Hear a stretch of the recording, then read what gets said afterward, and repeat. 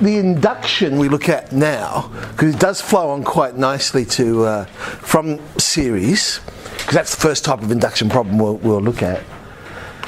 What mathematical induction is, it's a type of proof. The main types of proof we've seen so far is by deduction, and we do that in geometry. And deduction is where we have known facts, and we start with known facts and we use them to go and prove something. We've also, you may remember, back when we proved, I think it was the square root of 2 is irrational, we looked at proof by contradiction. That was another technique. So induction is yet another form of proof. Now, what we do with induction is we prove the first situation. And we simply do that by substituting in or something like that. Whatever the first case is, we go, oh look, it works for the first case. And then what we do is we actually then go and assume then that it'll work for every other case. So we assume it is true and we just give it some other pronumeral, usually k you find is the most common one, and k will turn out to be a positive integer or whatever condition matches. It might be they say just prove it true for even numbers. So in that case I'd assume it's true for k where k is an even number. So it basically just matches. Then we'll go and prove it true for the next case. So if I proved it true up until this random value of k, I'm now going to prove it's true for k plus 1. And we do that by using our assumption. So when we conclude our proof, and this is a key part of the solution, when you make sure you include this line, because this is what makes the induction work. Because what we're basically saying is, okay, I've just got to prove it true for the case of k plus 1. But in order for this to work, my assumption had to be correct. So it had to be true for n equals k. So we normally say, well, it's true for n k plus 1 if it is true for k. So if my assumption was correct. And that's where we then go and tie in the first step. Remember, we proved it true for the first case. So because we proved it was true for the first case, we can now induce that it's true for the second case. Because think of what we just proved. We just proved if it's true, it is true for k plus 1 if it's true for k. Well, I know it's true for 1, therefore it's true for 1 plus 1. It's true for 2. I've now induced that it's true for 2. But hang on, now that I know it's true for 2, I can say, well, it's going to be true for 2 plus 1. And so now I've induced that it's true for 3. But now that I know it's true for 3, then it'll be true for 3 plus 1, and so on and so on and so on. And so we can induce that it's true for every positive integer. And so that's usually the last step. Well, okay, let's do it via an example. Arithmetic series, geometric series, we had a lovely neat formula. Fantastic. This particular series is not arithmetic and it's not geometric, but they're telling us the formula for this sum should end up being a third n, 2n minus 1, 2n plus 1, and they want us to prove that. And so this is the sum of the odd numbers squared. Alright, so the first thing, going to prove it true, that it works for the first case. So the first case, or the first term, is simply 1 squared. So the left-hand side of it, yes, 1 squared does equal 1. Fantastic. But would it work if I substituted it into the formula? So if I substitute it into the right-hand side, I also get the answer of 1. So yeah, the formula does work for the very simple first case of where I just have 1 term. So the next thing I was going to do is I said, okay, I'm now going to assume it's therefore true for every case up until some random value of k. And in this case, k would be a positive integer because our series is generated by substituting in positive integers. I like to write out what it is that I'm going to assume. Basically, it's exactly the same statement, but I've swapped the n with the k. So now I'm going to want to prove that it's true for the next case, k plus 1. And again, I like to write out what it is I'm trying to prove. So the next one would be 2k plus 1.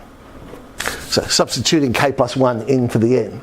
That would be the next term. So the right-hand side, I want to prove that that works out to be a third, k plus 1, 2k plus 1, 2k plus 3.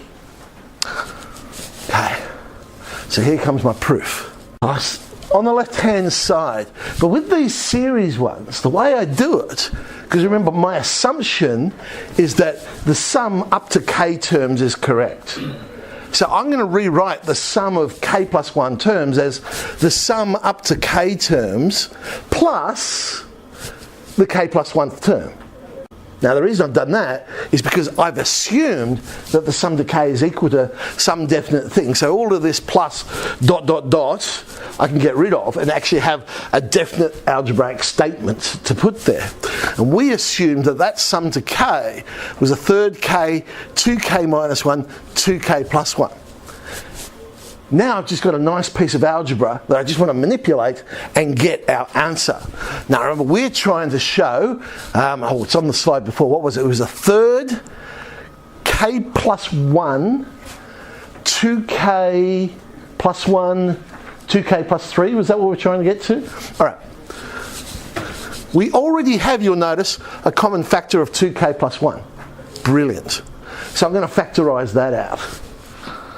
There's no point expanding all of that out only to refactorise the 2k plus 1. So let's make life easier for ourselves.